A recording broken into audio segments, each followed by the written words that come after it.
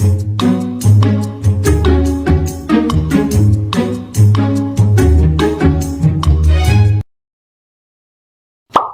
hello everyone. Welcome to podcast. Dengerin, tumbuhin, jalanin. Nah, sebelumnya aku mau perkenalan. Di sini aku Dinda sebagai host untuk segmen kali ini. Nah, kita di sini bakal ngebahas yang lagi rame, yaitu urban farming nih.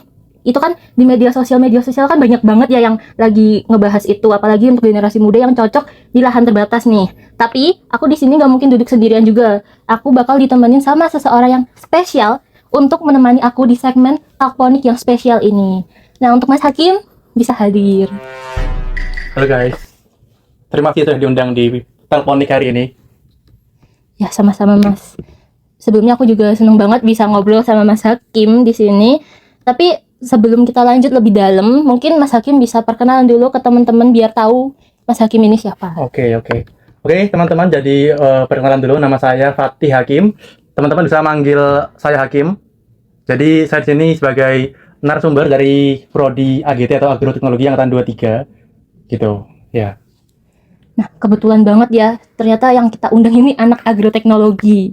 Nah, kalau aku tuh kan ngelihat anak agroteknologi tuh kan ingatnya tuh kayak warna hijau gitu loh Mas. Aku ingatnya tuh kayak yang tanaman banget. Nah, aku pengen tahu, jujur banget nih, aku pengen tahu dari Mas Hakim sendiri tuh paling sering dapat respon dari orang-orang yang tahu, oh anak AGT ya itu apa Mas? Kalau di AGT itu rata-rata kalau ditanya itu, bagi orang yang belum tahu ya, respon pertama itu kamu di AGT ngapain, mau matul atau mau ngapain gitu. Dan biasanya juga temanku khususnya itu tuh pernah nanya, ini gimana ya cara ngobatin tanaman hiasku ini atau tanaman hias yang kuning layu gitu, biasanya gitu. Tapi sebenarnya di AGT itu lingkupnya itu luas banget. Jadi di AGT UNS ini khususnya itu kita belajar yang pertama tuh ada bioteknologi yang konvensional maupun yang modern. Juga nanti kita masuk ke kultur jaringan atau kuljar gitu, dan juga nanti ada seperti salah satunya yang akan kita bahas hidroponik, dan juga ada sistem atau terkait dengan industrinya gitu. Oh, berarti nggak cuma terpatok sama sawah atau tanaman-tanaman aja ya Mas? Nggak terpatok sama sawah dan lumpur-lumpuran lah, udah nggak gitu. Terus aku mungkin kita bakal lanjut ke yang bakal kita bahas nih Mas, yang lagi tema utama kita ya Mas, terkait urban farming. Nah, kan aku dengar juga, aku kan udah ngulik-ngulik sama Mas Hakim nih, aku cari-cari searching tentang Mas Hakim. Aku dengar tuh Mas Hakim tuh udah pernah ngelakuin salah satu metode urban farming ya? Iya, betul. Oke.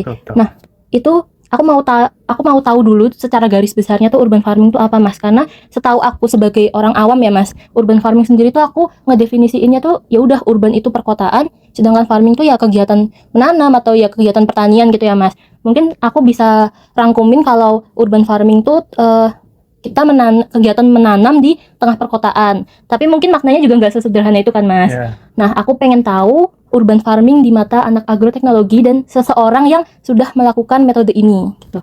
Ya, kalau urban farming sendiri sebenarnya simple ya, seperti yang Dinda bilang tadi. Kalau urban farming itu diartikannya secara bahasa saja itu mudah. Jadi urban itu ya perkotaan, farming itu ya budidaya gitu atau pertanian. Jadi emang urban farming ini salah satu konsep budidaya yang sedang marak akhir-akhir ini, karena kan emang isu global yang ada itu memaksa kita untuk bisa bertanam di perkotaan. Jadi kalau secara definisi itu urban farming itu satu konsep budidaya tanaman di mana kita menanam tanaman itu di lahan yang terbatas dengan yang disebabkan oleh pertambahan jumlah penduduk juga gitu. Jadi kenapa penting itu ada 3 hal yang mendasari. Yang pertama itu emang karena penduduk di dunia atau khususnya di Indonesia ya, itu emang bertumbuh terus, semakin hari semakin tambah.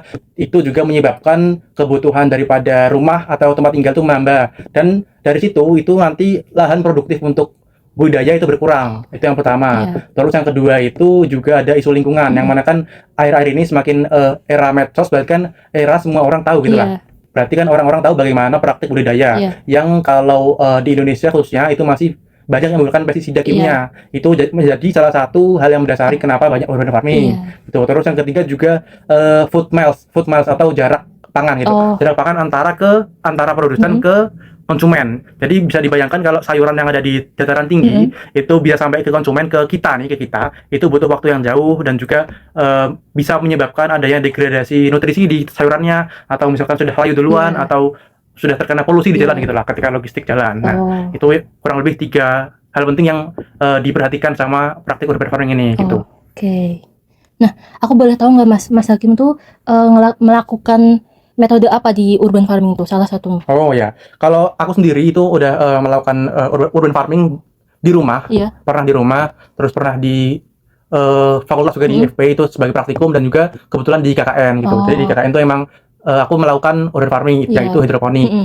Kenapa Mas Hakim tuh tertarik sama metode hidroponik, sedangkan kita tahu kan metode-metode dari urban farming kan ada banyak banget ya Nah, Mas. betul. Kenapa Mas Hakim milih itu? Dan aku lihat juga tuh di media sosial tuh pasti melakukannya hidroponik. Kenapa nggak yang lain gitu Mas? Ya. Mungkin Mas Hakim bisa Emang ya jawab. urban farming itu di Indonesia khususnya yang ramai itu adalah hidroponik daripada misalkan kita membuat urban farming kan bisa pakai tanah di botol di tanah gitu bisa. Tapi kenapa hidroponik yang paling ramai? Karena yang pertama itu emang hidroponik itu bersih. Jadi cara kita budidaya hingga panen itu bersih. Jadi tidak perlu ketika panen tidak perlu memisahkan antara tanah dan tanamannya gitu, sehingga bisa panen lebih cepat dan lebih efisien. Yang Clean pertama. gitu ya, Mas. Ya, dan emang di hidroponik ini kita menakar nutrisinya sendiri. Jadi benar-benar 100% pure dari kitanya.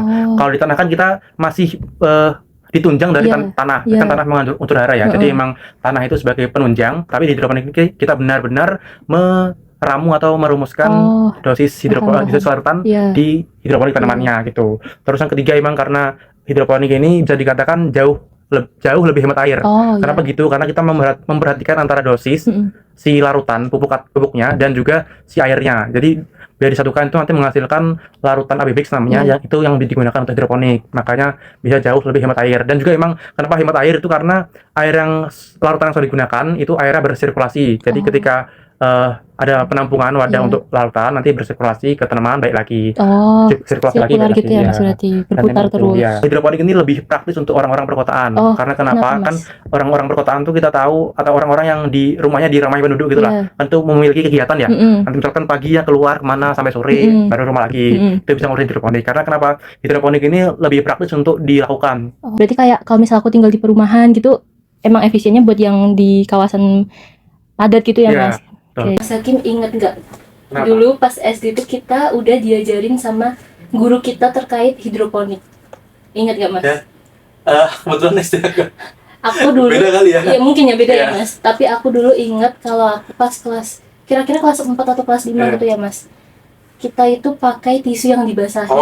Tisu. Terus pakai kacang hijau gitu. Iya, yang kacang-kacangan gitu. Terus habis itu kita amati pertumbuhannya kayak gitu. Kalau itu sama ya. Iya kan pasti dulu diajarin, tapi mungkin itu cuman konsep dasarnya ya Mas, bukan yang secara bukan yang hidroponik banget gitu, cuman dasarnya. Cuma dia tahu gimana kesambahan terjadi gitu. Iya, tapi aku dulu nggak sampai lihat sampai akhir sih Mas. Sama kok, emang kurang lebih kayaknya praktik deh gitu semua. Soalnya punya aku juga dimakan sama tikus, jadi gagal Mas. Terus Mas Hakim sendiri nih dapat manfaat apa setelah melakukan metode hidroponik itu? Setelah melakukan hidroponik ya, manfaat atau dampak yang terasa itu ketika kita panen hidroponik khususnya kan, aku kebetulan seringnya itu nanam tanaman sayur daun daripada sayur buah gitu. Jadi manfaat atau dampak yang bagi diriku sendiri dan juga teman-teman yang sudah melakukan hidroponik itu mungkin ketika panen itu mendapatkan sayuran yang segar. Dari teksturnya atau dari warnanya lebih hijau, dan juga ya pokoknya dari semuanya lah. Itu karena kita menakar sendiri larutan tadi. Jadi sesuai keinginan. Ya, dan emang hidroponik itu kan tanaman itu butuh apa, kita kasih larutannya sesuai dengan kebutuhan tanaman gitu. Jadi emang dari tekstur dan warnanya itu lebih hijau gitu, lebih seger gitu. Itu yang pertama. Dan juga kita mengonsumsinya itu emang lebih sehat. Karena kenapa? Karena kita ketika menanam hidroponik atau praktik hidroponik itu kita memutuskan untuk tidak memakai pestisida, apalagi yang kimia gitu. Dan itu emang menjadikan hidroponik itu lebih sehat. Dan itu manfaatnya kan nanti untuk tubuh ya, untuk tubuh untuk jangka panjang gitu ya. Itu manfaatnya yang bisa aku dapatkan. Dan juga emang kalau dari terutama dari estetika di rumah ya, dari estetika di rumah itu ketika kita menanam hidroponik kita tuh merasa peduli gitu lah, merasa peduli kepada tanaman kita, dan juga emang terlihat di halaman itu lebih hijau, segar gitu lah, tanaman segar, cantik ya. Apalagi tanaman kayak pakcoy yang bentuknya itu kayak sawi sendok gitu lah, itu cantik kalau udah mendekati panen gitu lah. Itu emang dampak yang aku kerasa lah. Tentunya dalam jangka hampir setahunan ini tuh nggak mungkin langsung Mas Hakim tuh nggak mungkin langsung perfect gitulah. Pasti ada tantangan-tantangan yang dialamin, kayak aku kan dimakan tikus atau apa. Nah, Mas Hakim sendiri tuh tantangan yang dihadapinya tuh apa? tantangan selama praktik hidroponik ya. Iya, ngelakuinnya. Ya, memang benar sih kalau hidroponik itu sama kayak budidaya lain, Iya. di mana ada tantangannya. Iya. Itu yang pertama, itu hidroponik ini tentu saja ada hama dan penyakitnya. Oh, iya. Sama kayak pertanian konvensional. Jadi kita harus memperhatikan hama atau penyakit apa yang menyerang hidroponik. Itu bisa kita atasi dengan kita tahu dulu hama apa yang di tanaman kita yang mau tanam. Contohnya itu ketika aku mau nanam pakcoy atau sawi sendok itu aku harus tahu dulu hama apa yang akan menyerang, kayak kemungkinan akan menyerang. Dan yang aku temukan itu yang pertama ada kutu putih. Oh iya. Ya, dan juga sejenis apits lah, kutu-kutuan. Nah, itu aku mencegahnya dengan membuat yang namanya larutan hayati atau pestisida hayati. Itu dinamakan PSB atau photosynthetic bacteria. Itu jadi larutan bakteri yang bisa membantu tanaman lebih tahan terhadap hama dan penyakit, salah satunya itu. Dan juga tantangan lain itu dari kondisi listrik atau distribusi listriknya ke tanaman hidroponik gitu. Jadi emang kalau hidroponik apalagi yang marak di Indonesia ya, itu emang kan hidroponik yang menggunakan pompa air, yang mana pompa air membutuhkan listrik. Jadi itu emang harus memperhatikan listriknya terus nyala 24 jam. Oh, 24 jam ya, Mas? Nggak boleh berhenti? Nggak boleh berhenti. Kalau berhenti kan berarti sirkulasi airnya kan berarti. Oh iya nih ya, Mas, kan ngaruh ke sirkulasinya itu ya. Jadi bisa tanaman layu. Kalau listriknya nggak nyala lama itu bisa mati gitu. Itu tantangannya. Terus yang tantangan lainnya ya emang untuk awal investasi awal atau modal awalnya itu emang cukup mahal untuk yang pompa ya, yang instalasi pompa gitu. Dulu Mas Hakim habis berapa untuk awal membuat semua itu? Kebetulan kalau modalnya atau investasi awalnya itu aku nggak keberatan karena emang instalasinya mudah ya. Jadi emang pipa satu. Sebenarnya mau pipa berapa itu cukup, bebas. Tapi aku cuma satu aja gitu. Terus ditambah dengan pompa listrik itu ya nggak sampai sejuta lah. Terus aku juga sebenarnya ada satu instalasi yang sebenarnya mudah dan sederhana, yaitu namanya wick system atau pakai sumbu gitu. Itu lebih praktis dan sederhana gitu. Kalau pakai sumbu itu berarti maksudnya gimana, Mas? Sumbu. Kalau pakai sumbu itu jadi tanamannya kita hanya membutuhkan wadah air aja. Wadah air boleh pakai botol atau pakai misalkan box apapun itu. Nanti untuk wadah air. Jadi ketika tanaman hidroponiknya itu siap dipindah tanamkan, itu nanti kita akar si tanaman itu dibantu dengan flanel, sumbu atau flanel supaya akaran itu tetap bisa menyerap tanaman. Karena kan ketika tanaman itu masih kecil, itu kan akarnya belum panjang, jadi ditunjang dengan sumbu atau flanel. Jadi dicelupkan di wadah tadi itu quick system gitu. Oke. Terus aku tuh pengen tanya, mungkin kayak aku kan pemula ya Mas, aku belum pernah ngelakuin hal-hal kayak gitu. Mungkin kalau aku mau mulai dari hidroponik, tips yang bisa Mas Hakim kasih ke aku atau ke teman-teman yang belum pernah bikin tuh apa? Oh ya. Jadi untuk Dinda dan teman-teman teleponik ya, itu hidroponik itu sebenarnya mudah aja, mudah dan sederhana. Asal kita tahu instalasi atau teknik apa yang akan kita gunakan gitu. Tadi untuk Dinda dan teman-teman yang mau melaksanakan hidroponik, bagi yang baru berjalan banget lah, baru mulai banget itu bisa menggunakan instalasi yang mudah yang sudah aku sebutkan tadi, namanya instalasi wick system atau pakai sistem sumbu. Itu emang kita benar-benar dari segi modal dan juga dari efisiensi lahannya itu emang sangat bagus lah. Efisiensinya bisa lahannya bisa tercukupi untuk tanaman dan juga dari listriknya bahkan nggak menggunakan listrik gitu loh. Nah itu emang kelebihan dari wick system gitu kan. Wick system itu yang sudah aku jelasin tadi, kita menggunakan sumbu untuk tanaman menyerap air dan juga tidak menggunakan listrik.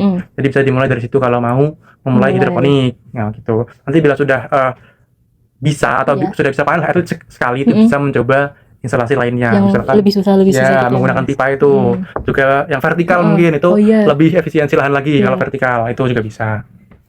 Oke. Itu Mas Hakim dulu juga mulainya dari yang wick system itu? Iya. Aku kebetulan pertama kali banget itu melaksanakannya ketika praktikum hidroponik di kampus gitu. Jadi ketika kita mulai hidroponik itu emang kita nanamnya di sistem dulu. Jadi menggunakan wadah besar di RK sana, rumah kaca. Itu emang kita dimulai dari wick system atau yang menggunakan wadah, kemudian lanjut ke instalasi gitu. Waktu itu aku dapetnya instalasi DFT pakai pipa. Gitu. Susah nggak Mas pas pertama kali nyobain itu, susah nggak? Waktu pertama kali nyobain DFT atau instalasi DFT itu emang bingung awalnya. Bingungnya kenapa? Karena emang dari segi larutannya terutama ya, kita menakarnya itu emang harus diperhatikan kuas dulu supaya nggak salah gitu loh. Karena kan kalau takaran dari larutan pupuknya itu salah, itu bisa menyebabkan dua hal. Yang pertama, kalau kelebihan tuh bisa nggak baik untuk tanaman, bisa terbakar gitu atau gimana lah. Dan juga kalau kekurangan itu bisa berpengaruh ke daunnya. Nanti misalkan daun kuning atau pokoknya kekurangan unsur hara gitu lah. Lumayan ya Mas, tricky ya berarti. Tricky. Tapi jangan dianggap tricky juga ya guys. Ini sederhana dan mudah Iya. hidroponik. Dibilang gampang nggak gampang banget, Iya. dibilang susah juga nggak susah Betul, banget. itu. Oke. Yang penting kita tahu dasarnya aja. Iya. Terus terakhir Mas, aku mau tanya, kita kan termasuk generasi muda ya Mas, Iya, betul. yang kita udah tahu dari manapun tuh kita udah dapat informasi banyak gitu ya. Aku pengen tahu harapan Mas Hakim untuk teman-teman generasi muda ini dalam pengembangan hidroponik di Indonesia tuh apa? Oh ya. Jadi untuk harapanku kepada diriku sendiri dan Iya. juga Dinda dan juga teman-teman Takmon di luar sana, itu kan kita sudah berkuliah di pertanian ya. Di pertanian ini kita tahu ada pertanian tradisional, pertanian modern Iya. gitu ya. Dan kita sudah masuk di transisi Iya. pertanian modern. Jadi kedepannya untuk hidroponik ini diharapkannya diriku sendiri ya, untuk diriku sendiri dan juga teman-teman lain itu bisa mengembangkan hidroponik ke arah yang lebih praktis lagi. Gimana yang praktis itu? Jadi praktisnya itu kita tahu bahwa hidroponik sekarang itu sudah mengintegrasikan antara yang tradisional dengan yang modern, yaitu dengan adanya bantuan IoT atau Internet of Things. Jadi kita bisa mengendalikan mesin-mesin atau pompa dengan menggunakan Android gitu. Dan juga kedepannya ini semoga aja kedepannya itu bisa ditambahkan dengan alat yang namanya artificial intelligence atau AI gitu. Jadi kita bisa benar-benar praktis dalam budidaya hidroponik. Jadi kita nggak usah ngatur buka Android lagi atau gimana. Mempermudah gitu ya, Ya, Mas? sangat mempermudah bisa gitu. Jadi dengan bantuan AI kita tahu nanti kapan harus disiram mungkin atau sirkulasi nyalain atau gimana biar gitu. ada jadwal khusus juga, kita nggak usah ribet-ribet nginget atau gimana mungkin gitu ya, Ya, Mas? betul. Jadi emang kita hanya memfokuskan di model awal saja. Nanti untuk selanjutnya kita dibantu dengan AI gitu. Itu. Emang sekarang tuh AI itu emang tetap harus ada sih ya, Mas. Betul. Mau nggak mau. Iya. Oke, seru banget ya Mas. Ternyata kita ngobrolin urban farming, kita kayak membuka, aku membuka otak baruku gitu Mas kesannya. Terus banyak banget juga hal yang bisa dipelajarin dari urban farming itu, dan kita tuh bisa nerapin langsung di kehidupan nyata gitu. Nah, yang penting kita tuh mulai dari awal dulu nggak sih Mas? Nggak usah mikirin akhirnya nanti gimana.